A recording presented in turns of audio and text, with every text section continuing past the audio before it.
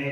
అశ్విని నక్షత్రాన్ని చూస్తే కనుక కంధాయవనం ఎంత ఎక్కువగా ఉంటే అంత మంచిది కూడా చెప్తాం.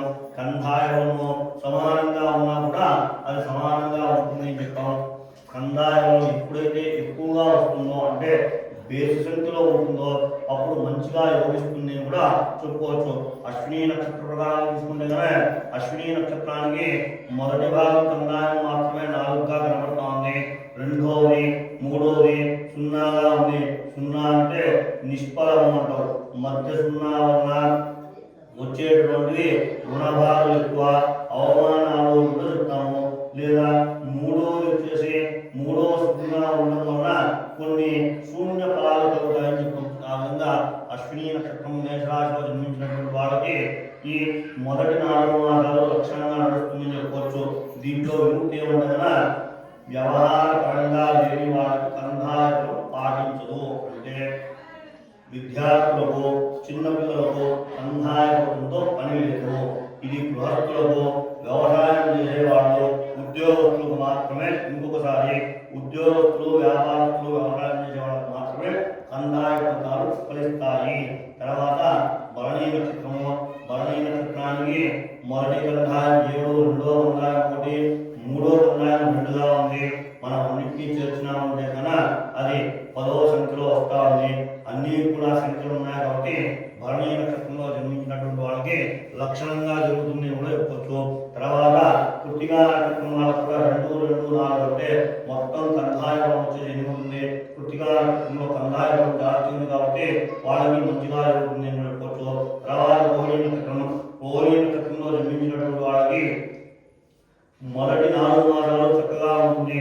మధ్య సున్నా వల్ల రోగమేమో లాస్ట్లో వచ్చేసి 1 కందాయం ఉంది కాబట్టి వాళ్ళకి ఈ శ్రావణము, భాద్రము, ఆశ్వీయము, కార్తీక మాసాల్లో లాభించదు అని కూడా చెప్పుకోవచ్చు. తర్వాత మృగశిరా నక్షత్రము, మృగశిరా నక్షత్రంలో జన్మించినటువంటి వాళ్ళకి మొదటి కందాయం 0 ఉంది. 2, 3 బాగానే యోగిస్తున్నాయి. మొదటి 0 వలన వాళ్ళకి నీ పాప భీతి అనేది చాలా ఎక్కువ ఉంటుంది. మొదటి కందాయంలో ఎప్పుడైతే మనకి 0 వచ్చిందో భయాందోళనలు అనేవి ప్రారంభమవుతాయి. కాబట్టి వాళ్ళు మృగశిరా నక్షత్రంలో పుట్టినటువంటి వాళ్ళు వాళ్ళ జన్మ నక్షత్రం అంటే ఈ మొదటి కందాయం బాగలేదు కాబట్టి వాళ్ళ అయినంతా దైవచింతనలో ఉంది. మిగతాదంతా కూడా బాగానే ఉంది. తర్వాత ఆరుద్ర నక్షత్రానికి కందాయాలు బాగున్నాయి. ఆరుద్ర నక్షత్రానికి మంచిగా యోగిస్తుందని చెప్పవచ్చు. పునర్వసు నక్షత్రం ప్రకారంగా మధ్య 0 కందాయం 0 ఉండటం వల్ల రోగబాధలు ఉంటాయి. పుష్యమీ నక్షత్రానికి వచ్చేసి కందాయాలన్నీ బాగా ఉన్నాయి కాబట్టి పుష్యమీ నక్షత్రంలో కర్తాయాలకి కందాయం లక్షణంగా ఉంది. తర్వాత ఆర్కేయ నక్షత్రంలో ఉన్నటువంటి వాళ్ళకు కూడా కందాయ ఫలాలు బాగున్నాయి. వాళ్ళకి 12 ఫలాలు కూడా బాగా యోగిస్తుంది. తర్వాత మకర నక్షత్రము ఈ సంవత్సరం బాగైనటువంటి రాశి సింహరాశి కాబట్టి మకర నక్షత్రంలో జన్మించిన వాళ్ళకి మొదటి కందాయ ఫలం మాత్రమే యోగిస్తుంది. రెండో కందాయ ఫలం 0 కాబట్టి పావవిధి, రోగభయము, భయాందోళనలు, అవమానాలు, బాధలు, ప్రభావాలు ఎక్కువగా ఉంటాయి. కాబట్టి మకర నక్షత్రం వాళ్ళు వ్యవహారంలో కొంచెము యోచనా శక్తి చేసేది చాలా మంచిది కూడా తెలియజేస్తున్నాం. తర్వాత ఉభయ నక్షత్రం కూడా అదే విధంగా ఉంది. ఉభయ నక్షత్రం కూడా సింహరాశి సంబంధించింది. ఉత్తరా నక్షత్రంలో జన్మించినటువంటి వాళ్ళు అదృష్టవంతులు చెప్పుకోవచ్చు. ఈ సంవత్సరం వాళ్ళకి కందాయాలు చాలా లక్షణంగా ఉన్నాయి. హస్తా నక్షత్రం బాగా లేదు. వాళ్ళ కందాయ ఫలాలు 2 కూడా నిష్ఫలంగా ఉన్నాయి కాబట్టి కొంచెం ఆరోగ్యపరంగా జాగ్రత్త వహించాలా. తర్వాత చిత్తా నక్షత్రానికి 3 కందాయ ఫలాలు కూడా వాళ్ళకి దేశంలో ఉంది కాబట్టి మంచిగా యోగిస్తుంది. చిత్తా నక్షత్రంలో జన్మించిన వాళ్ళకి. తర్వాత స్వాతి నక్షత్రంలో జన్మించిన వాళ్ళు కూడా ఎక్కువ కందాయంగా ఉంది. అంటే ఉన్న 27 నక్షత్రాల్లో కూడా ఈసారి స్వాతి నక్షత్రానికి కందాయం అధికంగా ఉంది కాబట్టి తులారాశిలో జన్మించిన వాళ్ళకి వాళ్ళ పాప కర్మాలన్నీ కూడా ఈ సంవత్సరం ఫలిస్తాయి. వాళ్ళకి ఏమైనా కూడా వ్యాపారాల్లో కానీ లేదా ఏదైనా వాళ్ళకి రుణాలు ఉన్నా కూడా ఈ సంవత్సరం సంపూర్ణంగా తీరిపోతాయని చెప్పొచ్చు. స్వాతి నక్షత్రానికి కందాయం చాలా లక్షణంగా ఉంది. తర్వాత ఉన్నటువంటిది విశాఖ నక్షత్రము. ఈ విశాఖ నక్షత్రము మొదటి 4 మాసాలు మాత్రమే వాళ్ళకి యోగిస్తుంది. మిగతా 8 మాసాలు వాళ్ళకి రోగభయము, పాపవీతి, రుణబాధలు అనేవి ఉంటాయి. తర్వాత అనురాధ నక్షత్రము. అనురాధ నక్షత్రానికి 3 కూడా కందాయ ఫలాలు చాలా లక్షణంగా ఉన్నాయి కాబట్టి వాళ్ళకి వాళ్ళకి లక్షణంగా నడుస్తుంది అని చెప్పవచ్చు. తర్వాత జ్యేష్ఠ నక్షత్రానికి కూడా అంటే 3 కందాయ ఫలాలు కూడా లక్షణంగా ఉంది, లక్షణంగా జరుగుతుందని చెప్పొచ్చు. మూలా నక్షత్రము ధనురాశిలో జన్మించిన వాళ్ళకి మొదటి 4 మాసాలు మాత్రమే లక్షణంగా ఉంది. తర్వాత వాళ్ళకి శ్రావణము, భాద్రపదము, కార్తీకము, ఆశ్వీజ మాసంలో కొన్ని ప్రభావాలు ఆరోగ్యపరంగా సమస్యలు వస్తాయి.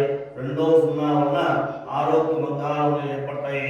ధనురాశిలో జన్మించిన వాళ్ళు ఆరోగ్యం పైన కొంచెం శ్రద్ధ వహించాలా. తర్వాత పూర్వాషాఢ ఉత్తరాషాఢ నక్షత్రానికి కూడా కందాయాలు బాగానే ఉన్నాయి. దాంట్లో పూర్వాషాఢ నక్షత్రం మిత్రులు శ్రేష్టం ఉండడం, పూర్వాషాఢ నక్షత్రానికి 3 కూడా కందాయ ఫలాలు చాలా లక్షణంగా ఉన్నాయి, వాళ్ళకి మంచిగా లభిస్తుంది. తర్వాత ఉత్తరాషాఢ నక్షత్రం వాళ్ళకి ఈ ఉత్తరాషాఢ నక్షత్రంలో మొదటి 4 మాసాలు, లాస్ట్ 4 మాసాలు బాగాలేదు, మధ్యలో ఉన్నటువంటి 4 మాసాలు లక్షణంగా జరుగుతుందని చెప్పవచ్చు. తర్వాత శ్రవణ నక్షత్రంలో కూడా అంటే మొదటి 3 మాసాలు, 4 మాసాలు లక్షణంగా ఉంది, తర్వాత బాగాలేదని చెప్పవచ్చు. ధనిష్ట నక్షత్రము, శతభిష నక్షత్రంగా ఈ సంవత్సరం అనుకూలంగా ఉందని చెప్పవచ్చు. వారి కందాయాలు బేసి సదస్సులో ఉండడం వలన ధనహాని అనేది ఉండదు, వాళ్ళకి లక్షణంగా జరుగుతుంది. పూర్వావకాల నక్షత్రం ప్రకారంగా పోతుంటే పూర్వావకాల నక్షత్రం కూడా మొదటి 4 మాసాలు యోగిస్తుంది, తర్వాత 8 మాసాలు కొంచెం కష్టకాలంగా ఉంటుంది. పూర్వావక రేవతి నక్షత్రంలో జన్మించిన వాళ్ళు వాళ్ళకి ఈ సంవత్సరము సాడే ప్రభావం ఉంటుంది. శని వాళ్ళని బలంగా వాళ్ళ జన్మస్థానంలో సంచారం చేస్తున్నారు కాబట్టి కొంచెం జాగ్రత్తగా ఉండాలా. అయినంత ఈ శని మహానుడు నడిచేటటువంటి రాశులు కొన్ని రాశులు ఉన్నాయి. ఆ రాశులు ఏం పండుగన మీనరాశి, మేషరాశి వాళ్ళకి జన్మశని సాడే సాతి అంటాం. సాడే సాతి అంటే కన్నా ఆయన 7.5 సంవత్సర కాలము 3 రాశుల్లో సంచారం చేస్తాడు. మీకు ఉదాహరణగా చెప్పుకోవాలంటే కన్నా ఇప్పుడు ఆయన మీనరాశిలో ఉన్నాడు, గురుగ్రహంతో కూడి ఉండడం వలన గురువు కొంచెము యోగంగా ఉన్నా కూడా శనేశ్వరుడు ప్రవేశించడం వల్ల కొన్ని కార్యాలు, ఆటంకాలు కొన్ని జరగకపోవచ్చును. ఏవైనా వ్యాపార వ్యవహారాలు చేసేటటువంటి వాటికి ఈ రాశిలో వస్తుంటే కొంచెం వ్యాపార నియమాలను కూడా పాటించాలా. మంచి శుభదినము, సుముహూర్తము, సులభము చూసుకుని ప్రారంభిస్తే వాళ్ళకు కూడా యోగిస్తాయని కూడా చెప్పుకుంటున్నాం. ఈ సంవత్సరము ఉపనాయకుల నిర్ణయాలు పొందిన పురోహితుడు ఉండగా పౌరులకు మంచి చేసేవాడిని పురోహితుడు ఉంటాం. ధర్మసింధు ప్రకారము, వేద జ్ఞానం ప్రకారము పురోహితుడు పండుగన జనాలకి మంచిది చేసేవాడిని ఉంటాం. ఆ పురోహితుడు వచ్చేసి ఈసారి శుక్రగ్రహం ఉంది, పరీక్షకుడు అంటాం. అంటే మనం ఏదైనా ఒక ఎగ్జామ్ రాసినా కూడా అక్కడ పరీక్షించేవాడు కదా, ఆ విధంగా మనం కూడా ఈ సంవత్సరం పరిపాలించే కాలంలో పరీక్షకుడు ఎవరబ్బా అనుకుంటే కన్నా గురువు పరీక్షకుడుగా పనిచేస్తాడు. గణకుడు ఉంటాం. అంటే లాభాన్ని ఆర్జించడానికి అన్నిటికీ అనుకూలంగా చేయడం గ్రామం శనేశ్వరుడు గణకుడుగా పరిపాలన చేస్తున్నాడు.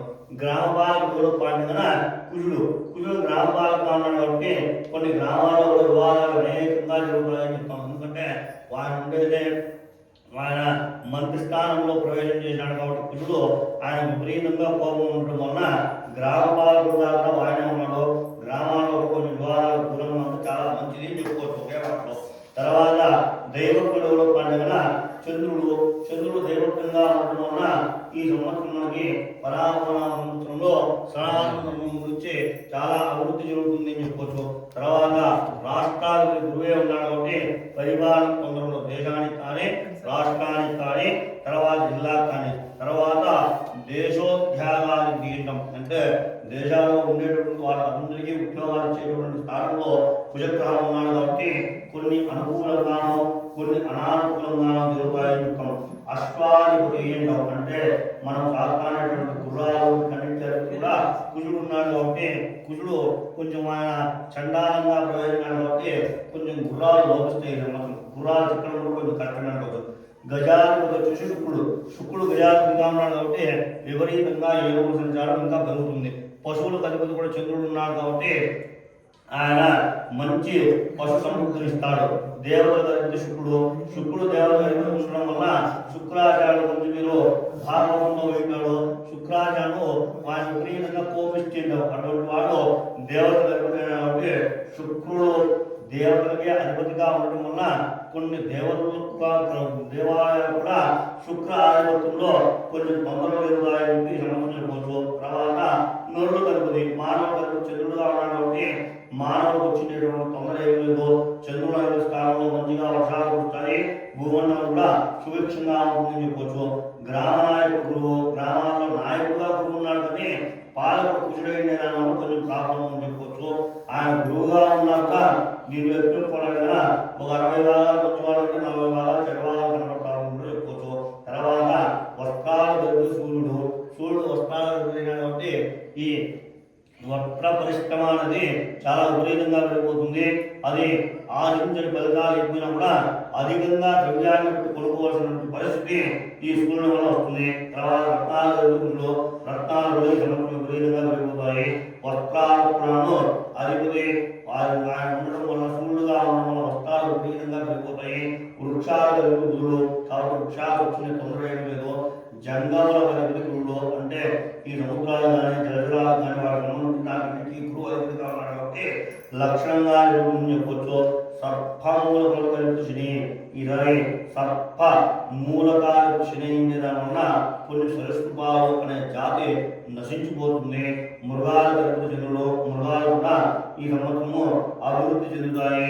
శుభముల కలుపు వచ్చేసి గురువు శుభకార్యాలు కూడా చాలా మంచిగా జరుగుతాయని కూడా చెప్పవచ్చు. స్త్రీల కలుపు చంద్రుడు వండే వాళ్ళ వల్ల అలంకార సామాగ్రి విపరీతంగా ఈ సంవత్సరం పెరిగిపోతుందని చెప్పవచ్చు చంద్రగ్రహణం వల్ల. ఇప్పుడు ఈ పరావనామ సంవత్సరం నుంచి మనం సంపూర్ణంగా ఈ నవనాయకులు దినాధిపతుల గురించి అన్నింటినీ కూడా తెలుసుకున్నాం. తర్వాత ఈ పంచాంగ శ్రవణం వినవాళ్ళు మీ రాజులు మీరేమైనా కనుక్కొని అడగాలనుకుంటే కదా అడగచ్చు.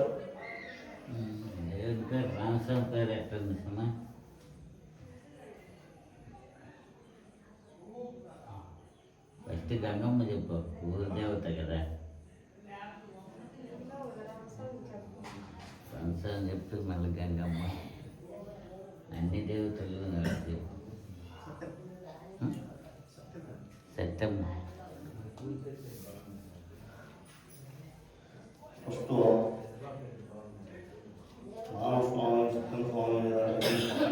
ఫస్ట్ మీ గ్రామం పేరు తెలుసుకోండి. మీ గ్రామం వచ్చేసి మానవులలో లేని గ్రామానికి మహానక్షత్రం సింహరాశిలో ప్రవేశమవుతుంది. సింహరాశికి ఈసారి గ్రహ సంచారం చాలా బాగలేదు.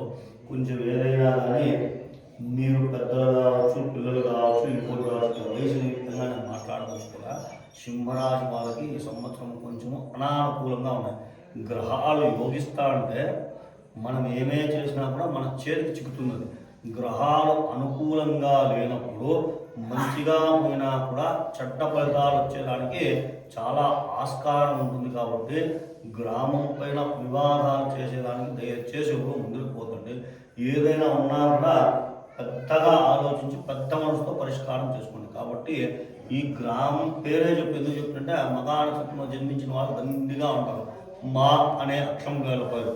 మహేంద్రుడు కావచ్చు, మహేష కావచ్చు, మోహిని, ఇటువంటి వాళ్ళంతా కూడా మా అనే అక్షరం కిందకి వస్తుంది. కాబట్టి మగా నక్షత్రం వాళ్ళకి ఈ సంవత్సరం చాలా అనానుకూలంగా ఉంది. గ్రహాలు వితండవాదంగా సత్కరిస్తాయి. షష్టాష్టకాల్లో శని వచ్చినప్పుడు ఏమవుతుందంటే కన్నా ఒకటి మంచి చేస్తే ఆయన 4 చెడ్డ చేస్తారు. కాబట్టి చాలా కొంచెము ఆలోచించి ఏదైనా కార్యక్రమాన్ని 1-2 సార్లు మీకు తెలియలేదంటే మీ పెద్దలైనా సరే వాళ్ళని మీరు సంప్రదించి చేసేది చాలా మంచిది అని చెప్తాను. తర్వాత మీకు ఇంకేమున్నాయంటే కనుక మీ పేరు ప్రకారంగా అడుగుతాను కదా, దాన్ని కూడా నేను 2 విధాలుగా చెప్పేస్తాను. ఇప్పుడు ముఖ్యంగా మొదటిది వచ్చేసి మనకి మేషరాశి అనేది ఉంది. మేషరాశి వచ్చేసి 3 నక్షత్రాలు ఉంటాయి. ఆ 3 నక్షత్రాల్లో మేషరాశి వచ్చేసి అశ్విని నక్షత్రం అంటారు. అశ్విని నక్షత్రానికి వచ్చేసి చూ, చే, చో, లా నక్షత్రం. లావణ్య, లక్ష్మి, లహరి, చంద్రిక, చూడామణి, ఇటువంటి వాడు లీలావతి, లోచనమ్మ, ఇటువంటి వాళ్ళంతా కూడా ఆ అనే పేరులో పెట్టుకుంటారు కదా. ఆనంద, ఈశ్వర, వీళ్ళందరూ కూడా మేషరాశి కిందకే వస్తారు. మేషరాశికి ఈ సంవత్సరం ఏం అనుకూలము అనానుకూలము అనుకుంటున్నా మేషరాశి వాళ్ళకి అధిపతి కుజగ్రహము. కుజగ్రహం ఈసారి మంత్రిగా ఉన్నాడు. మేషరాశి వాళ్ళకి ఆదాయం 11, వ్యయం 5గా ఉంది. రాజ్యపూజం 2, అవమానం శనిగ్రహము సంవత్సరం ప్రారంభం నుంచి అంటే మన ఉగాది అని చెప్పేసి చైత్రమాసంలో ప్రారంభిస్తున్నాం. వాళ్ళకి రవి ద్వాదశము జన్మంలో ప్రచారం చేస్తున్నాడు. వీళ్ళకి బాగలేని గ్రహం ఏం అంటే కన్నా రవి ద్వాదశము అంటే కన్నా వ్యయస్థానము ఉంటాం. రాశి ప్రకారంగా వ్యయస్థానంలో రవి సంచారం చేసేటప్పుడు ఆరోగ్య భంగాలు కలుగుతాయి. తర్వాత సంపూర్ణంగా ఏరునాటి ప్రభావం ఉంది. రాహు కేతు శుభంగానే ఉన్నాడు. ఆరోగ్య భంగాలు కొంచెం చేసినా కూడా వాళ్ళకి అనుకూలంగా జరుగుతుందని కూడా చెప్పుకోవచ్చు. మేషరాశి వాళ్ళకి శని ప్రభావం ఉన్నా కూడా ఆదాయంగా రవి గురుడు మంచి స్థానాల్లో యోగిస్తున్నారు కాబట్టి వాళ్ళకి బాగా జరుగుతుందని కూడా చెప్పుకోవచ్చు. తర్వాత రాశి వచ్చేసి వృషభ రాశి. ఈ వృషభ రాశి వచ్చేసి 3 నక్షత్రాలు వస్తాయి. కృత్తికా నక్షత్రం 2వ వారము, 3వ వారము, 4వ వారము. తర్వాత వచ్చేసి మృగశిర నక్షత్రము, రోహిణి నక్షత్రము. ఈ నక్షత్రాలన్నింటినీ కలిపేసి మనము వృషభ రాశిగా వర్ణించడం. వాటిలో కూడా దేవో కార్తి అంటాం. ఈ వాసుదేవ అనేవాళ్ళు, వాణి అనేవాళ్ళు, ఓబులమ్మ, వెంకటేశ్వర, కార్తీకు, కిరణ్ ఇటువంటి వాళ్ళంతా కూడా వృషభ రాశి కిందకే వస్తారు. వృషభ రాశి సంవత్సరం చాలా అనుకూలంగా ఉందని చెప్పుకోవచ్చు. వృషభ రాశి వాళ్ళకి ఆదాయం 5, వ్యయం 14, రాజ్యపూజం 5, అవమానం 4. వాళ్ళకి సంవత్సరం అంతా కూడా గురువు అర్ధాష్టంలో ఉన్నాడు, శని శుభంగా ఉన్నాడు కాబట్టి మంచి ఫలితాలు ఇస్తాడు. వృషభ రాశికి చాలా అనుకూలంగా ఉంది అని కూడా చెప్పుకోవచ్చు. తర్వాత ఆరుద్ర నక్షత్రము, పునర్వసు నక్షత్రము, పుష్యమి నక్షత్రము. ఈ రాశిలో పుష్యమి నక్షత్రం 1వ వారాన్ని మాత్రమే మనం కలిపి మిథున రాశిగా పిలుస్తాము. ఆరుద్ర నక్షత్రంలో జన్మించినటువంటి వాళ్ళు ఈ కే, కో, హా, హి, హా అనే అక్షరాలలో పుట్టినటువంటి వాళ్ళు ఈ హంస కానీ, తర్వాత వచ్చేసి హరీషు, కోదండ, కేయూర ఇటువంటి వాళ్ళు ఉంటారు కదా. ఛాయ, హిమవంతుడు, హిమాంశు ఇటువంటి పేరు పెట్టుకున్న వాళ్ళంతా కూడా మిథున రాశి కిందకి వస్తారు. ఈ మిథున రాశికి అధిపతినే బుధగ్రహం అవుతాడు. ఈ బుధుడు కొంచెం అనుకూలంగానే ఉన్నాడు. వాళ్ళకి గురువు కూడా సంచారం మంచిగా కూడైంది కాబట్టి వృషభ రాశి వాళ్ళకు కూడా ఈ సంవత్సరము చాలా యోగదాయకం చెప్పుకోవచ్చు. ఆ పక్కన ఉన్నటువంటి మిథున రాశి కూడాను చాలా మంచిగా ఉంది. ఆ మిథున రాశి వాళ్ళకు కూడా ఆదాయం 8, వ్యయం 11గా ఉన్నా కూడా రాజ్యపూజం 1, అవమానం 7గా ఉన్నా కూడా వీళ్ళకి శని సంవత్సరం అంతా కూడా శుభంగా ఉన్నాడు కాబట్టి వివాహాలు వ్యవహారం ఉంటుంది. గురువు కూడా వాళ్ళ జన్మంలో ఉన్నాడు కాబట్టి గురు బల అనుగ్రహంతో మిథున రాశి వాళ్ళకి శుభకార్యాలు జరుగుతాయి. కొంచెము బంధువర్గంగా మిత్రులంగా విరోధాలు చేయడానికి చాలా ఆస్కారాలు ఉంటాయని చూడకపోవచ్చు. తర్వాత కర్కాటక రాశి. ఆశ్లేష నక్షత్రంలో జన్మించినటువంటి వాళ్ళు, ఆశ్లేష నక్షత్రము ఈ పుష్యమి నక్షత్రంలో జన్మించినటువంటి వాడిని కర్కాటక రాశి. ఈ కర్కాటక రాశిలో ఎటువంటి వాళ్ళు జన్మించున్నారంటే కన్నా ధ అనే అక్షరంతో మన హిందూ సంప్రదాయంలో పేరు ఏమీ ఉండదు. ఈ హేమవారిని, హేమంతు అనేవాళ్ళు ఉంటారు కదా, వాళ్ళు 3వ వారంలో పుట్టింటే కదా వాళ్ళు కర్కాటక రాశి కిందకే వస్తారు.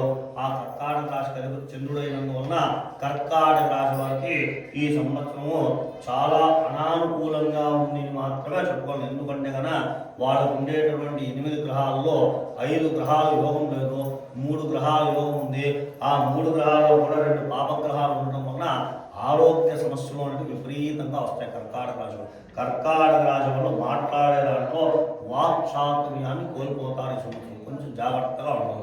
వాళ్ళు అయినంత సుబ్రహ్మణ్యేశ్వర స్వామి దేవస్థానాల్లో కానీ లేదంటే నవగ్రహాలు ఉన్నటువంటి క్షేత్రాల్లో మంగళవారం నామకు ప్రదక్షిణాలు చేస్తే కన్నా కర్కాటక రాశి వాళ్ళకి కొంచెం విశ్రాంతి అనేది దొరుకుతుంది. వాళ్ళకి సుబ్రహ్మణ్యుడు అధిపతి దేవుడు కాబట్టి సుబ్రహ్మణ్యం పూజించుకోవాలి. తర్వాత వచ్చేసి మగ నక్షత్రము, పుగా నక్షత్రము, మామి, ము అనే అక్షరాలు, ఏడో బాబి అనే పుట్టినటువంటి అక్షరాలు, తా నక్షత్రంలో పుట్టినలో కూడా ఉంటారు. ఈ మా నక్షత్రంతో మురళి కావచ్చు, మియా కావచ్చు, మహేశ్వర అనేవాళ్ళు కావచ్చు, మేయర్ అనేవాళ్ళు కావచ్చు. ఈ తా నక్షత్రంలో జన్మించిన వాళ్ళు కూడా దేవుళ్ళ పేర్లు చెప్పుకోవాలంటే కదా మహేంద్రుడు అంటాం, తర్వాత వచ్చి మహేశ్వరుడు అంటాం. ఇటువంటి వాళ్ళు మగా నక్షత్రం సింహరాశికి వస్తారో సింహరాశి వాళ్ళకి ఆదాయ వనరులు కూడా పుష్కలంగా లేదు అని కూడా చెప్పుకోవాలి. ఆదాయ వనరులు ఎందుకు పుష్కలంగా లేదంటే కదా అష్టకాలు అనేటువంటి ఈ 12 రాశుల్లో చాలా ముఖ్యమైన మీనంలో వచ్చేసి శనేశ్వరుడు ఉన్నాడు కాబట్టి అక్కడ షష్టం సింహరాశి వస్తుంది. షష్టాష్టకాలలో వాళ్ళు సంచారం జరుగుతారు కాబట్టి సింహరాశి వాళ్ళకు కూడా కొంచెం అనానుకూలం చెప్పుకోవచ్చు. ఆదాయానికి వ్యయం ఉంటుంది. వాళ్ళు ఎంత సంపాదించినా వృధా చేయము. రాజ్యపూజ్యము అవమానం సమానంగా ఉంటాయి వాళ్ళకి. రాహుగ్రహం మాత్రమే వాళ్ళకి యోగిస్తున్నాడు. శని అష్టమంలో ఉన్నాడు. అందుకే చెప్పిన షష్ట అష్టకాలు ఈ రెండు గ్రహాలు చాలా మనము దీవాళ గ్రహాలు అని చెప్పుకోవచ్చు. అక్కడ మేషానికి మంచి చేస్తున్నాడు అంటే కదా ఆయన సింహాన్ని ముంచేస్తాడు. ఆ విధంగా సింహరాశి వాళ్ళు కూడా ఈ సంవత్సరం కొంచెము చాలా వాహన ప్రమాదాలు జరిగే ఆస్కారాలు జాస్తి ఉంటాయి సింహరాశి వాళ్ళకి. అయినంతను ఈ ఎర్రని వస్త్రాలకు కొంచెం దూరంగా ఉండాలి ఈ సంవత్సరం ఉంటే వాళ్ళకి బాగానే ఉంటుంది సింహరాశి. తర్వాత వచ్చేసి కన్యారాశి. కన్యారాశిలో జన్మమైన వాళ్ళు ఈ పు అనే అక్షరంతో కానీ తా అనే అక్షరంతో కానీ రా పే అనే అక్షరాలతో కూడా ఉపయోగపడి ఉంది. కొంతమందికి పేరెంటమ్మ అని చెప్తాము, తర్వాత పోచమ్మ, ఇటువంటి వాళ్ళంతా ఉన్నారు కదా, వాళ్ళంతా కూడాను కన్యారాశి కిందకి వస్తారు అనమాట. ఆ కన్యారాశి ప్రకారంగా మనం చూసుకున్నట్టుగా కన్యారాశి అధిపతి బుధుడు. బుధుడు సంచారం వల్ల వాళ్ళకి లక్షణంగా ఉందని చెప్పొచ్చు. బుధ సంచారం వల్ల కన్యారాశి వారికి ఈ సంవత్సరము యోగకాలం అని చెప్పుకోవచ్చు. వాళ్ళ రాజ్యపూజ్యము సమానంగా ఉన్నా కూడా గురువు ద్వాదశంలో ఉన్నాడు, శనిగ్రహం శుభంగా ఉన్నాడు, రాహుగ్రహం శుభంగా ఉన్నాడు, కేతువు మాత్రమే ద్వాదశ స్థానంలో సంచారం చేస్తున్నాడు. కాబట్టి ఆరోగ్యభంగా అనేటువంటివి కన్యారాశి ఉంటాయి. కన్యారాశి వాళ్ళు ఆరోగ్యపరంగా జాగ్రత్త వహించారు. తర్వాత చిత్తా నక్షత్రము, స్వాతి నక్షత్రము, తులారాశి అని చెప్పి మీకు స్టార్టింగ్లోనే నేను చెప్తున్నాను, ప్రారంభంలోనే. తులారాశి వాళ్ళకి ఈ సంవత్సరం యోగ కాలంగా ఉంది. వాళ్ళకి శుక్రుడు అధిపతి. పూర్వజన్మ కుటుంబం కర్మరూపమైన సంస్కారం. ఈ పోయిన సంవత్సరాల్లో ఏమేమి పాపాలు చేసి ఉంటారో, ఎటువంటి అప్పులు రుణభారాలు అన్నీ ఉంటాయో ఈ సంవత్సరం వాళ్ళకి ఉపశమనం అనేది లభిస్తుంది. శుక్రుడు వాళ్ళకి చాలా మంచిగా యోగిస్తున్నాడు. గురువు అనుకూలంగా ఉన్నాడు, బుధుడు ఆధిపత్యంగా ఉన్నాడు. కాబట్టి వాళ్ళకి పట్టిందల్లా బంగారం ఉన్నట్టు ఉంటుంది.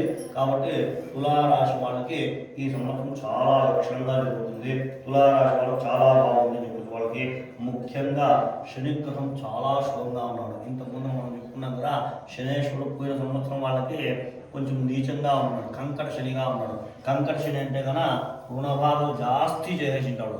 తులారాశి వాళ్ళు ప్రత్యక్షంగా చెప్పుకోకపోయినా కూడా పరోక్షంగా అనుభవిస్తాడు. తెలుసో తెలియకో ఒక రుణం చేసి ఆ రుణాన్ని తీర్చేదాన్ని ఇంకొక 4 రుణాలు చేయాల్సిన పరిస్థితి వచ్చింది పోయిన సంవత్సరము. ఈ సంవత్సరం వాళ్ళు చాలా చక్కగా ఉంది. తులారాశి వాళ్ళకి రుణభారాలు ఉండవు, వ్యయప్రాసాలు ఉండవు.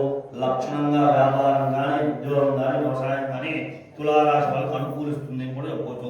తర్వాత తులారాశి అయిన తర్వాత వృశ్చిక రాశి అంటాం. ఈ వృశ్చిక రాశి అనురాధ నక్షత్రము, జ్యేష్ఠ నక్షత్రము, విశాఖ నక్షత్రంలో పుట్టినటువంటి వారు ఈ నాగరాజు కానీ, నాగేంద్ర కానీ, నరసింహారెడ్డి కానీ, నరసింహస్వామి కానీ, తర్వాత వచ్చేసి తనయి, తీర్థేశ, తూర్పు, ఇటువంటి వాళ్ళంతా కూడాను ఆ అనురాధ నక్షత్రం కిందకి వస్తారంటే నా అనే అక్షరంతో జన్మించిన వాళ్ళు, తా అనే అక్షరంతో జన్మించినటువంటి వాడు వాళ్ళందరినీ కూడా మనము వృశ్చిక రాశి కిందకి లెక్కేస్తాం. వృశ్చిక రాశికి అధిపతి వచ్చేసి కుజుడు అవుతాడు. కుజుడు ఆయన అధిపతిగా ఉన్నాడు. తర్వాత వాడి మంత్రిగా ఉన్నా కూడా ఉన్నాడు నవనాయకుడు. కాబట్టి ఇక్కడ మనం రెండింటినీ మనము చూసుకోవాలి.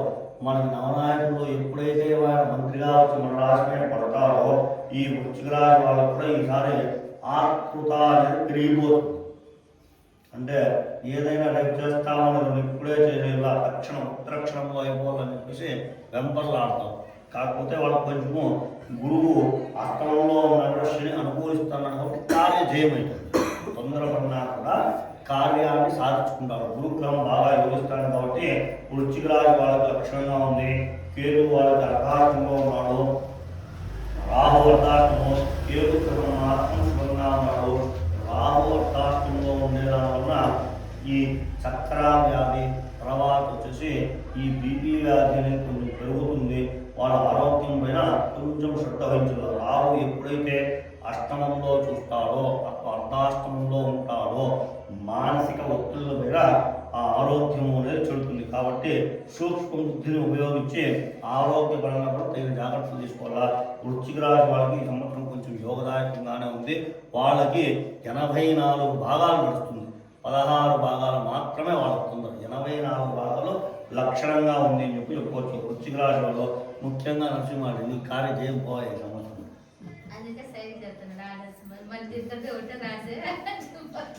తర్వాత వచ్చేసి తర్వాత ధనురాశి అంటాం. ఈ ధనురాశి అధిపతి వచ్చి గురుగ్రహము. ఈ గురుగ్రహం ఆదిత్యమైనటువంటి నక్షత్రాలను చూసుకోవాలా. ఈ మూలా నక్షత్రము, పూర్వాషాఢ నక్షత్రము, ఉత్తరాషాఢ ఒకటో పాదాన్ని మాత్రమే కలిపి ధనురాశిగా మనం భావిస్తాము. మూలా నక్షత్రం అంటే కనుక ఈ భా అనే అక్షరంతో భార్గవి కావచ్చు, బిందుమాధవి, భార్గవ, బుధుడు, తర్వాత వచ్చేసి దామోదర, భానుడు, ఇటువంటి వాళ్ళంతా కూడాను ధనురాశి కిందకే వస్తారు. ఆ ధనురాశి కలిపితే గురుగ్రహము. మనకు నవనాయకుల్లో గురుగ్రహమే ఆయన రాజుగా ఉన్నాడు. ఈసారి ఆ నవనాయకుల్లో చూసుకున్నప్పుడు రాజుగా గురుగ్రహం ఉన్నాడు కాబట్టి వాళ్ళకు కొంచెము చాలా బాగా అనుకూలిస్తుంది అని కూడా చెప్పుకోవచ్చు. ఇంకోటి వ్యయప్రాసంతో కాకపోతే ఇంత ముందు సంవత్సరం కూడా వాళ్ళకి 7.5 యోగం ఉంది. అది ఈ సంవత్సరం పూర్తిగా ముగిసిపోయింది. ధనురాశి వాళ్ళకి ఆదాయం కూడా 14 భాగాలు ఉంది, 11 భాగాలు ఏమో. రాజ్యభూజం 5, అవమానం 6. అవమానం జాస్తిగా ఉన్నా కూడా వీళ్ళకి రాజ్యభూజం బాగున్నట్టే గురుగ్రహంలో అష్టమ సంచారంతో లక్షణంగా యోగిస్తుంది కూడా చెప్పుకోవచ్చు. తర్వాత శని అష్టమంలో ఉన్నా కూడా, అర్ధాష్టమ గ్రహంలో ఉన్నా కూడా శని సంచారం వల్ల కూడా మంచిదే జరుగుతుంది అని చెప్పుకోవచ్చు. గురువు రాశి నుండి లెక్క వేసినప్పుడు ఆయన ఎప్పుడైతే చతుర్థ స్థానంలో ఉంటారో బంధువర్గాల విరోధులు అనేటువంటి ఈ ధనురాశి వాళ్ళకి ఈ సంవత్సరం విపరీతంగా జరుగుతుంది. ధనాన్ని ఎవరైనా మీ మిత్రులకు కానీ బంధువులకు కానీ ఇచ్చి మోసపోయేదానికి చాలా ఆస్కారం ఉంటుంది.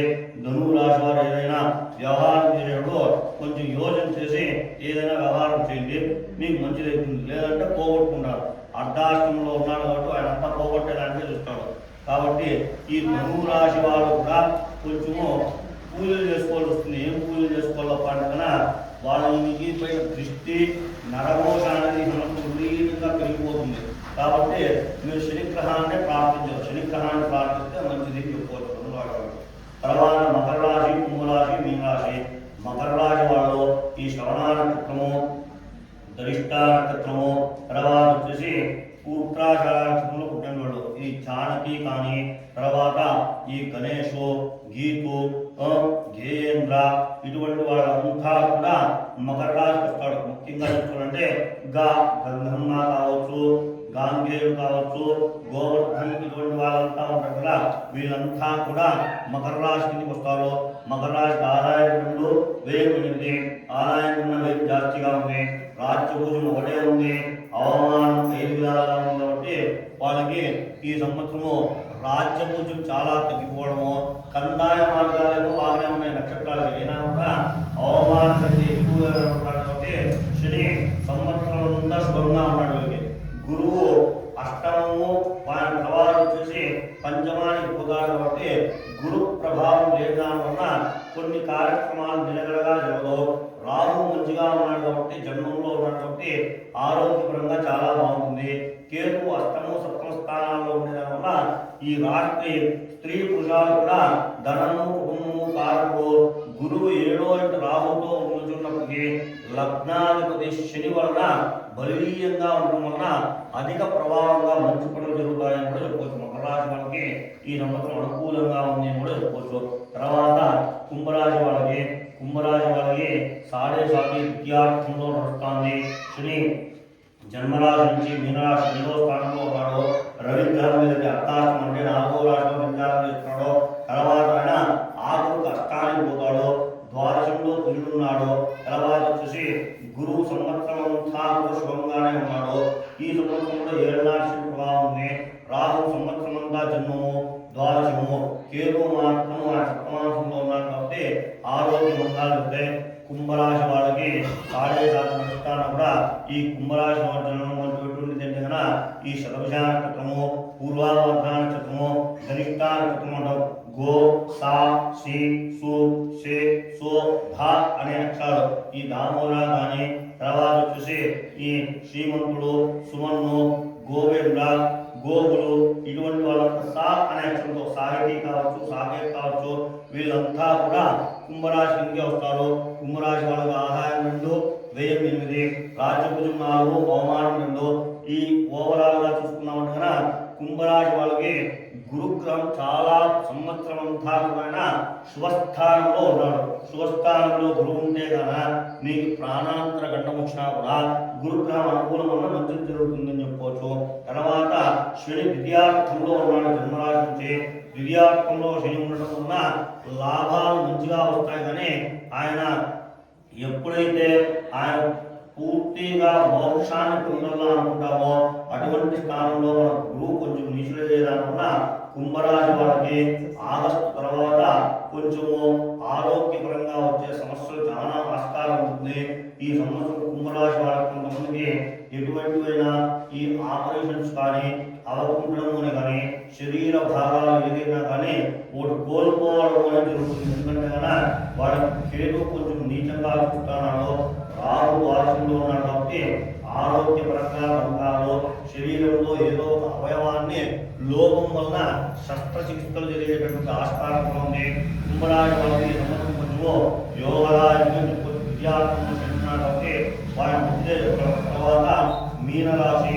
ఈ మీనరాశిలో పూర్వాభాద్ర నక్షత్రం 4వ భాగం, ఉత్తరాభాద్ర నక్షత్రము, రేవతి నక్షత్రంలో జన్మించిన వారిని మనము మీనరాశిగా పరిస్తాము. ఈ మీనరాశి అధిపతి వచ్చేసి గురువు. ఈ మీనరాశి వచ్చేటువంటి అక్షరాలు కనుక ఈ ధా అనే అక్షరం ఉత్తుదా అంటాం. తర్వాత దో చ చి అనే అక్షరాలు ఈ రేవతి నక్షత్రం కింద, ఉత్తరాభాద్ర నక్షత్రం కింద, పూర్వాభాద్ర నక్షత్రం 4వ భాగం కింద మీనరాశి వస్తాయి. మీనరాశి అధిపతి గురువు. ఆదాయం 14, వ్యయం 11, రాజ్యభుజం 7, అవమానం 2. ఈ సంవత్సరం గురువు వాళ్ళకి అర్ధాష్టంలో ఉంటాడు. శని 7 శని ప్రభావం జాస్తిగా ఉంది. రాహు ద్వాదశము, కేతు శుభంగానే ఉన్నాడు. ఈ ముఖ్యంగా గురువు, రాహు, శని గురించి నేను ఎందుకు చెప్తున్నాను కదా, ఈ గ్రహాలు కొంచెం అనుకూలంగా ఉంటే కదా మీ సంవత్సర ఫలితంలో కానీ లేదా మీ జన్మ జాతక చక్రంలో కానీ ఈ గ్రహాలు యోగిస్తుంటే లక్షణంగా జరుగుతుందని కూడా చెప్పుకోవచ్చు. మీనరాశి వారికి కొంచెము 7 ప్రభావం ఎక్కువగా ఉంటుంది. జన్మంలో సంచారం చేయడం వలన అధిక ప్రయాసం ఉండడం, అధిక వ్యయ ప్రయాసం ఉండడం, పనికి వారానికి మనం తిరగడము, పనికొచ్చేటువంటి వాళ్ళని వదిలిపెట్టడము, మనం ఏదైనా మంచిది జరిగే కార్యక్రమంగా చాలా ఆలస్యంగా చేయడము, తర్వాత బంధువర్గాలు, విరోధాలు, దాంపత్య జీవనంలో అశాంతి వాతావరణము, ఇటువంటి అంతా కూడా మీనరాశి వారు తెలుస్తాయి. మీనరాశి వారు అనుకూలంగా ఉంటే కనుక వాళ్ళ జన్మ నక్షత్రం కనుక ప్రతి శనివారము దేవస్థానంలో పోయి శనిగ్రహానికి విశేషంగా నువ్వులు దీపాలు కానీ లేదా శనేశ్వరి ప్రదక్షిణ చేసినా కూడా ఆ శని దోషం విముక్తి కలిగేసి వాళ్ళకి బాగుంటుంది కూడా చెప్పుకోవచ్చు. ఈ 12 రాశి ఫలితాలు ఇంకేమైనా ఉంటే అడగండి. మీ ఊరు పేరు బాగా రాశుల పరంగా చెప్తుంది కదా. ఈ సంవత్సరం బాగుండే రాశులు అంటే కదా కన్యా రాశి బాగుంది, తర్వాత వచ్చేసి కుంభరాశి బాగుంది, తులారాశి బాగుంది. తులారాశి తులా ఇన్సేపు చెప్పింది అప్పుడే వింటాడు. తులారాశి బాగుందప్ప. బాగుందా? చెప్తే కదా గమనం సర్వశాంతం కుంభరాశి వస్తుంది. కుంభరాశి వాళ్ళకి బాగుంది ఈ సంవత్సరం. రామస్వామి పేరుతో చిత్తా నక్షత్రం తులారాశి అక్షరం సూపర్ అవుతుంది. వాళ్ళు ఎవరి నరసింహస్వామి పేరు చాలా బాగుంది. వృశ్చిక రాశి చాలా అనుకూలం. ఆయన టైం పాస్ ఏమవుతాడు కదా నాకు కొంచెం బీపీ రేంజ్ వల్ల. వెంకటరమణ స్వామి పేరు వృషభ రాశికి కొంచెం అనుకూలము, కొంచెం అనానుకూలం ఉంది. కారణం ఏం తెలిసిన, మేషానికి ఎప్పుడైతే సాడే సాతి ప్రభావం ఉందో ఈ గ్రహాలకన్నిటికీ కూడా కావాలంటే మీకు ముఖ్యంగా కొన్ని సూక్ష్మాలు చెప్పింటారు. ఒక్కొక్క రాశికి ఒక్కొక్క అధిపతి గ్రహం ఉంటుంది. దాంట్లో రాహు కేతువులు మినహా. ఆ రాహు కేతువులు ఈ 12 రాశులకి ఆ రాశులకు నక్షత్రాలకు అధిపతులుగా ఉన్నారు. వాళ్ళు రాశులకు అధిపతిగా లేరు. వృషభ రాశికి అధిపతి శుక్రుడు. శుక్రుడు ఈ సంవత్సరం నవనాయకుల్లో ఎటువంటి క్షేత్రంలో ప్రవేశించినాడు అని చెప్పాల. ఇప్పుడు మనం ఎట్లంటే అంటే ఒక సంసారంలో భార్య, భర్త, కొడుకులు వాళ్ళ సంసారం ఏ విధంగా ఉంటుందో ఆ విధంగా నవగ్రహాలు కూడా ఒక ఆయన రాజుగా పరిపాలిస్తాడు, ఇంకొక ఆయన మంత్రి, ఇంకొక ఆయన సైన్యాధ్యక్షుడు, నిరదాధిపతి, సస్యాధిపతి, మేఘాధిపతి, ధాన్యాధిపతి ఉంటాడు. ఆయన మీకు చంద్రుడు శుక్రుడు ఎక్కడ పోయి కూర్చున్నాడు అంటే సస్యాల కింద పోయి కూర్చున్నాడు, ధాన్యంలో కూర్చున్నాడు. ధాన్యంలో కూర్చునేటప్పుడు ఎట్లా విపరీతంగా యోచనలు జాస్తి అయిపోతాయి వృషభ రాశి వాళ్ళకి. అంటే యోగం బాగుంది వాళ్ళకి, గురువు బాగున్నాడు, మంచిగా ఉంది కాబట్టి యోగం పరంగా నడుస్తుంది. ధాన్యాలు ధాన్యాలు చెప్తేనే కొన్ని ధాన్యాలు చాలా చక్కగా పండుతాయి. వరి ధాన్యం బాగా పండుతుంది, గోధుమలు బాగా పండుతాయి, నూనెకి సంబంధపట్టిండేటటువంటి ధాన్యాలు చాలా బాగా పండుతాయి. నూనె గింజలు నువ్వు శనక్కాయలు కావచ్చు, ఆవులు కావచ్చు, గోధుమలు కావచ్చు, ఏమి పామాయిలు కావచ్చు, కందులు కూడా విపరీతంగా పెరిగిపోతాయి. వర్షాలు చెప్పిందంతా చెప్పేసి లాస్ట్ వచ్చి వర్షాలు అంటే పనికి చెప్తే కదా వర్షాలు బాగుంది ఈ సంవత్సరం బాగుందోనే. బాగున్నాయి సరే. చంద్రాకి మీనరాశి మిథున రాశి వచ్చేది.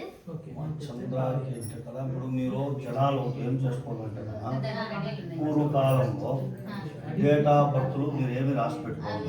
మీరు పేరు ఏది పెట్టుకుంటారో ఆ పేరు ప్రకారంగానే ముందుకు పోతారు. ఇప్పుడు చంద్ర అనే పేరు పైన అయితే కనుక చా అనే అక్షరం వచ్చేసి ఒత్తు చా అనేది ఒకటి ఉంటుంది, మామూలు చా అనేది ఒకటి ఉంది. ఇప్పుడు చంద్ర అనే పేరు పెట్టుకున్నాడు, చంద్రశేఖర్ అనే పేరు పెట్టుకున్నాడు కాబట్టి చా అనే అక్షరం వచ్చేసి అశ్విని నక్షత్రం కింద, అశ్విని నక్షత్రం కిందనే మేషరాశి. మేషరాశి మిథున కానీ మీన కానీ అనుకున్నా నేను. మేషరాశి అందుకే సమయం అడుగుతుంది. 10 నిమిషాలు వస్తుంది, 10 నిమిషాలు వస్తుంది.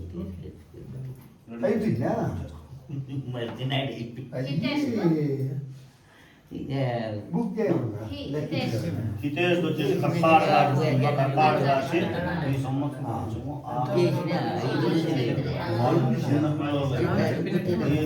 ప్రెజర్ పెట్టదు, రివర్స్ అయిపోతుంది.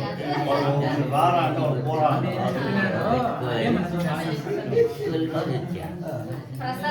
ప్రసన్న బాగుంది. ప్రసన్న అనేది కన్యా రాశి బాగుంది. కన్యా రాశి లక్షణంగా ఉంది. ఏమైనా సాధించుకోవచ్చు. సాయి కుంభరాశి సానక్షం. కుంభరాశి వాళ్ళు బాగుంది. కాకపోతే కొంచెం కోపం జాస్తి, కోపం ఇంకా జాస్తి. ఎందుకంటే విద్యార్థులు వాయిస్తే తీసుకోవాలి, అడగకూడదు. వారికి ఇష్టం వస్తే చేస్తారు, అప్పుడు చేయించుకోవాలి. మీరు కరెక్ట్ గానే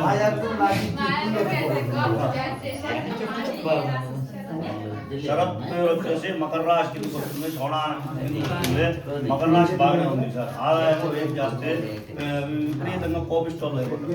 వాళ్ళకి ఏమంటే కదా కుజుడు అనుకూలం లేదు, గురుడు అనుకూలం లేదు, గురువు అనుకూలం లేదు. తండ్రిని తిడతారు, తల్లిని తిడతారు, రోడ్లో వాళ్ళు తిడతారు, లేకపోతే గలాట్లు తెచ్చుకుంటారు. కొంచెం జాగ్రత్తగా ఉండాలి సార్. శ్రీనివాస్ రెడ్డి శతభిషాన క్రితము కుంభరాశి కిందకే వస్తుంది. మాకు కుంభరాశి బాగుంది సార్. యోచనలు చేద్దంటే మీరు బాగలేని రాశుల గురించి అడగండి, వాళ్ళకి ఏమన్నా కావాలని చెప్పచ్చు. బాగుండే రాశి పర్వాలా, దైవ సంకల్పంతో దైవానుగ్రహంతో లక్షణంగా నడుస్తుంది. సుదర్శన్ రెడ్డి అనేది కూడా శతభిషాన క్రితం కుంభరాశి కిందకే వస్తుంది. బాగుంది. శతభిషాన క్రితానికి కుంభరాశి బాగుంది. వాళ్ళు కొంచెము ఆగస్టు నుంచి డిసెంబర్ వరకు కొంచెం ఏదైనా పనులు చేయడంలో ఆచితూచి యోచించేలా ఈ సంవత్సరం కుంభరాశి వాళ్ళు కొంచెము నల్ల వస్తువులు దూరంగా ఉండే చాలా మంచిది. హరిప్రసాద్ రెడ్డి కర్కాటక రాశి వస్తుంది. కర్కాటక రాశి కొంచెం సమయాలు బాగలేదు ఈ సంవత్సరము. వ్యాపార వ్యవహారంగా నడుస్తుంది. ఇచ్చేది తీసుకునే దాంట్లో కొంచెం జాగ్రత్తగా ఉండదు. ఒకే మాటలో చెప్తాను, ఇచ్చేది తీసుకునే దాంట్లోనే కర్కాటక రాశి వాళ్ళకి ఈ సంవత్సరం ఏట్లు పడేది. ఎందుకంటే కన్నా శుక్రుడు యోగిస్తాడు, కుజుడు నీచంగా ఉన్నాడు. ఇచ్చిందేది వాపసు వస్తుందో రాదో తెలియదు కాబట్టి ఇచ్చేటప్పుడే జాగ్రత్త పడండి. ఇచ్చేదే వద్దు అంటే నెమ్మదిగా ఇంట్లో పట్టుకోండి, మీరు చేసుకోండి. లక్ష్మిరెడ్డి అశ్విని నక్షత్రం మేషరాశి వస్తుందమ్మా, బాగుంది. మా సార్ అశ్విని నక్షత్రం మేషరాశి బాగుంది. సాడే సాతి నడుస్తూ ఉంటుంది. కొంచెం ఆరోగ్యపరంగా సమస్యలు వస్తే మాత్రం ఇమ్మీడియట్గా డాక్టర్ కన్సల్ట్ కావాలి. ఎందుకు అంటే కదా శని వాళ్ళకి ఎప్పుడు ప్రారంభమైన మేషరాశి, కుంభరాశికి ద్వితీయార్థంలో నడుస్తున్నాడు. మీనరాశికి సంపూర్ణంగా సాడే సాతి, మేషరాశికి సాడే సాతి. శనిగ్రహం ఎట్లా అంటే కన్నా ఒక రాశిలోకి సంచారం చేసినాడంటే దాని వెనకాల ఉండే రాశి వారికి తొందరే, వాని ముందు ఉండే రాశికి తొందరే. మేషరాశి వాళ్ళకి సంపూర్ణంగా 7.5. ఈ మీనరాశి వాళ్ళకి సంపూర్ణంగా 7.5 నడుస్తాను కాబట్టి శని కొంచెం అనుకూలంగా లేడు కాబట్టి ఆరోగ్యపరంగా సమస్యలకు చాలా మేల్కొని ఉండదు. శనిని గట్టిగా పట్టుకోవాలి. శనివారం నియమాలు పాటించాలా. ఒక పూట భోజనం చేయాలి. శనివారం ఒకే పూట ఎర్రగడ్డలు తెల్లగడ్డలు తినకూడదు. మంచిగా దైవాధీనం జగత్సర్వం అన్నట్లు ఆదరణ దేవస్థానంలో పోయి శనికి మీకు ఎన్ని ప్రదక్షిణాలు అయితే అన్ని ప్రదక్షిణాలు అయింది దాని నుంచి మంచిది అనుకూలిస్తుంది. తిరుపతిరెడ్డి వివాహం ఉందమ్మా. తిరుపతిరెడ్డి అనేది వచ్చేసి టీ అనే అక్షరం ఉంది కదా, అది విశాఖ కిందకి వస్తుంది, తులారాశి కిందకి వస్తుంది. తులారాశి కిందకి వస్తుంది. తులారాశి వాళ్ళు విశాఖ లాటరీ కొట్టేస్తారు. బాగుంది, చాలా బాగుంది. శతం కుంభరాశి సూర్యప్రకాశ్ రెడ్డి. కుంభరాశి వాళ్ళకి అందరికీ ఒకే తరహానే బాగుంటుంది. మీరు ఒకటి పూజలు చేసే దాంట్లో మీకు 2 చెప్తున్నారు. నన్ను తిట్టుకున్న నాకేం బాధ, ఆ పాపాలు నాకు వస్తే నాకు మీకు వస్తే మీరు పూజ చెప్పలేను. అలాంటి నేను చూస్తాను జనాన్ని. ఈ దురాంకారాలు జాస్తి అయిపోతున్నాయి జనాలు, దాన్ని పట్టుకొని ఏమి ప్రయోజనం ఉండదా. మీరు పూజలు చేసేటప్పుడు దయచేసి విగ్రహాలను కూడా ముట్టుకోవద్దండి. మీరు చూడండి, విగ్రహం ముట్టుకుంటుంటే కన్నా మీరు చేసే పూజల ఫలితాలు కూడా మీకు చల్లవు. ఎందుకంటే కన్నా దానికి కారణం ఉంది. బ్రాహ్మణుడికి నన్ను అందరూ అంటాడు, నువ్వు తినకుండా అంతసేపు ఉంటావే అంటే మీరు ఏదో పదో ఇస్తాడు. దాన్ని జీర్ణించుకునే శక్తి అన్నా నాకు కావాలి కదా. మీరు పిఎస్సి నీట్గా కాపీలు వాడిని వీడిని అంతా ముట్టి అంటూ ముట్టు వేసి ఆడపోయి దేవుని ముడితే దాని నుంచి పాపమే కానీ మీకు శుభము అనేది రాదు. మీరు శుభము అంటే కన్నా నెమ్మదిగా తలస్నానం చేయండి. ఇంకా మీకు ఓపిక ఉంది, ఎవరు చూడకూడదు అనుకున్నప్పుడు నీళ్ళలో బట్టలు కూడా నానబేసి ఆ బట్టలు పిండేసుకొని పూర్తి మడిగా దేవుణ్ణి ముట్టుకోకుండా మీకు 10 నిమిషాలు టైం చిక్కినా కూడా కాదు. ఆ 10 నిమిషాలు దేవుని పైనే మనసు పెట్టి కూర్చోండి, అది మీకు ఫలిస్తుంది. మీరు మధ్యాహ్నం చేయండి, సాయంకాలం చేయండి, లేదా తెల్లవారుజామున చేయండి. ఎర్రగడ్డలు తెల్లగడ్డలు మీరు దేవుని పూజ చేసినా కూడా ఆ పూజల ఫలితాలు మీకు దక్కవు. ఇవంతా కావాలంటే మీరు ఇంట్లో భాగవతం అనేది తిరుకోవాలి. విగ్రహాలను మీరు ముట్టకూడదు. పసుపు కుంకుమ కూడా దేవుళ్ళకు వడ్డించకూడదు. ఒక్కసారి దేవుడికి ఏమైనా మనం ఇంకా మీరు అంత భక్తి శ్రద్ధగా చేయాలంటే కదా ఆ రోజు ఉపవాసం చేసి పూజ అయ్యే వరకు మంచి గంగ శుభ్రమైన నీళ్ళు తీసుకొని దేవుని ముట్టుకోకుండా దేవుని పైనే వేసేసి తర్వాత కూడా చందనము పసుపు కూడా పువ్వుతో దేవుని పెట్టవాలి. మన చేతులు క్లోజ్ అయితే వాడు ముట్టుకోవచ్చు, వాడికి అధికారం ఉంటుంది. వేరే విద్య నేర్చుంటే లేకపోతే వాడికి కూడా అధికారం ఉంది. అట్లా చేయాలి. అట్లా చేస్తే ఫలితాలు మీరు పూజ చేసి పసుపు మెచ్చుకొని మొగాలకు పోసేది దేవుడు కాలంలో కర్పూరం అంటించేది. ఇప్పుడు మీరు నిలుచుకుంటారు, మీ కింద ఒక దీపం పెట్టిస్తే మీ చీర అంటుకోదా. దేవుళ్ళకు కూడా ధ్యాన ఆవాహన షోడశ ఉపచార పూజ అంటాం. మనం పొద్దున్నే లేస్తే మంచి కోల్గేట్ పేస్ట్ కావాలా, మంచి బ్రష్ కావాలా, పండ్లు తోముకోవాలా. పండ్లు తోమ మంగళ కొనిస్తే మనం బూస్ట్ హార్లిక్స్ కావాలి. దేవునికి కూడా అదే విధంగా పెట్టాలి కదా. భగవంతుడికి ఇప్పుడు మీకు చెప్పాలంటే కన్నా గ్రామాలకి సిటీలకి ఏం వ్యత్యాసం ఉంటే కదా, సిటీల్లో దేవస్థానంలో పురోహితులు నియమించాడు. వాడి పని ఏం అంటే వాడు పొద్దున్నే వేస్తాడో పోతాడో దేవుడికి అభిషేకం చేస్తాడో, వాళ్ళు కమిటీ వాళ్ళు ఇస్తారో వాడు అడుక్కుంటాడో, ఇంకోటి నీట్గా పూజ చేస్తాడో, వాడు ప్రతినిత్యము దేవుడు నైవేద్యం పడతాడు. వాడికి సంతృప్తిగా నైవేద్యం చెప్తుంది. ఆ దేవస్థానానికి పోతాడే జనాలు కూడా బాగుంటారు. ఇంకా ఎగ్జాంపుల్ చెప్పాలంటే కదా తిరుపతి దేవస్థానానికి పోతారు. ఇప్పుడు మీరు 10 లక్షల మంది పోయినా కూడా దర్శనం కాలేదన్నా 10 లక్షల మందికి జరుగుతూనే ఉంటుంది. అంటే భగవంతునికి ఎప్పుడు మీరు సంతృప్తిగా పూజా పురస్కారాలు చేస్తాడో ఆ గ్రామాన్ని కానీ ఆ ఇంటిని కానీ ఆయన కాపాడుతాడు అనేది అర్థం. మీరు అట్లా మీరు ఇంట్లోనే మానసోపచారాన్ని కూడా ఉంది. మంత్రం చెప్పకుండా ఉపచారాలు చేసే పూజ కూడా ఉంది, వేదంలో ఉంది. నేను దాన్ని తప్పు పట్టాలి. ఆ మానసోపచారం కూడా పుష్కలంగా చేస్తే దాని నుంచి దైవ ఫలితం అనేది మీకు వస్తుంది. ఇంకా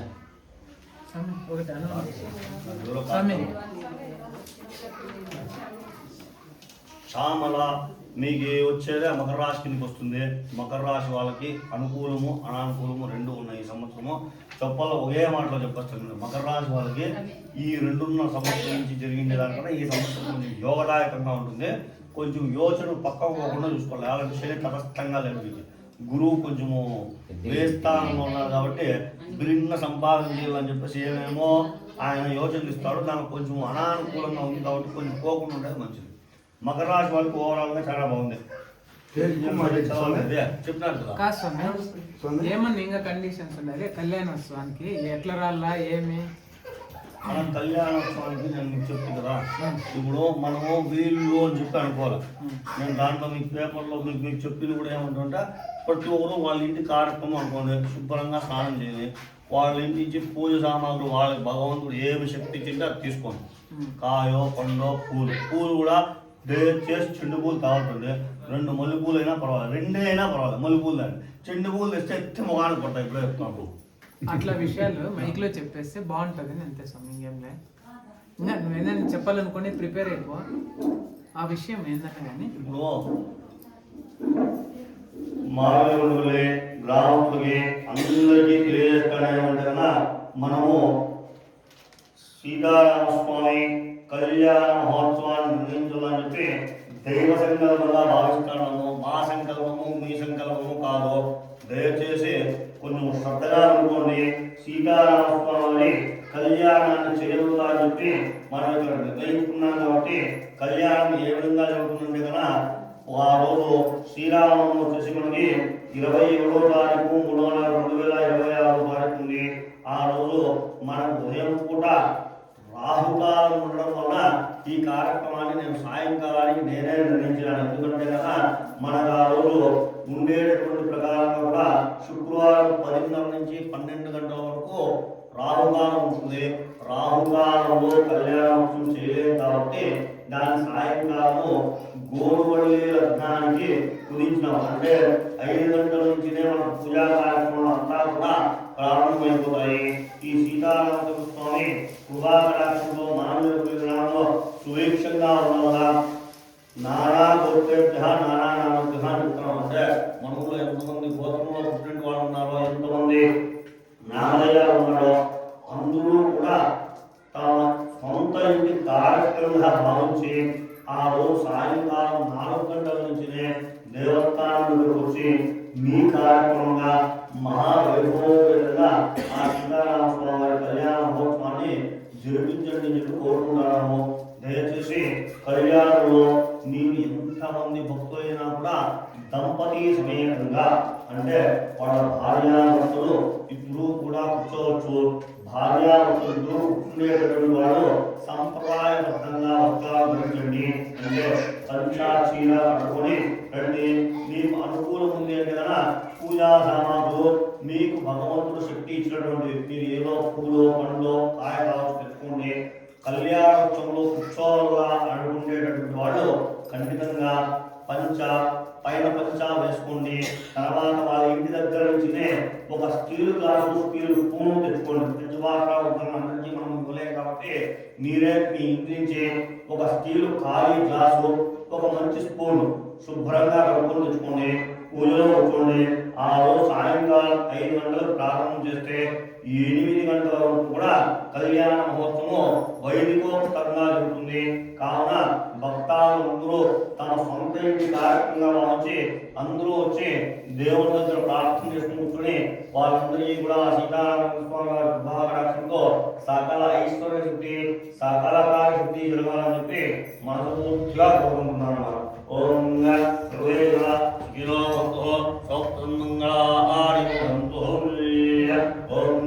సత్య ఆయుష ఓం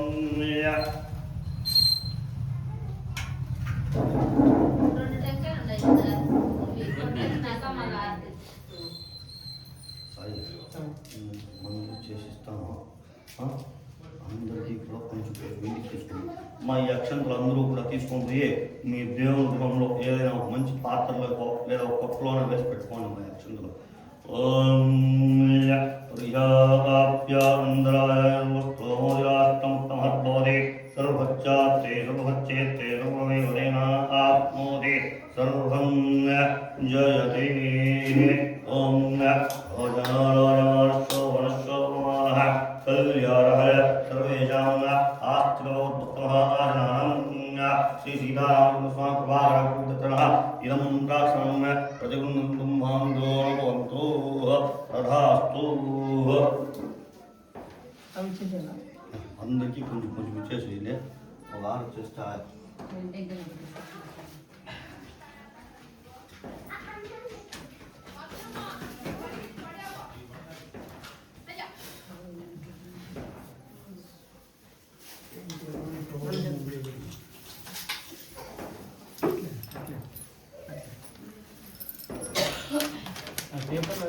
సరే ఈ టెంకాయలు రెండు కొట్టేసాను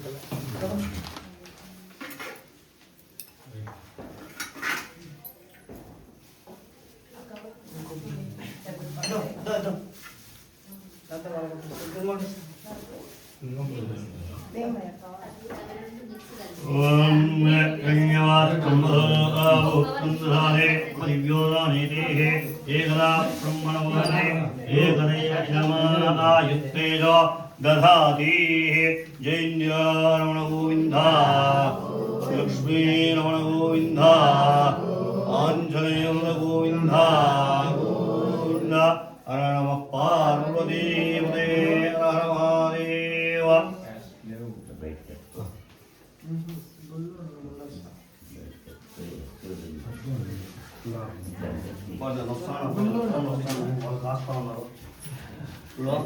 పంచాంగ శ్రవణము అంటే ఓ నిమిషం చెప్తాను చూడ మీ ఊర్లో ఓపిక కూర్చో ఓపిక కావాలా మాకు కొంచెం పేషెన్స్ కావాలి చేసేదాన్ని ఎప్పుడు వచ్చేదాని మొత్తం పంచాంగం ఏమీ లేదు కావాలంటే ఒక టీవీనో లేదంటే ఒక పెన్ డ్రైవ్ వస్తాను అందరికీ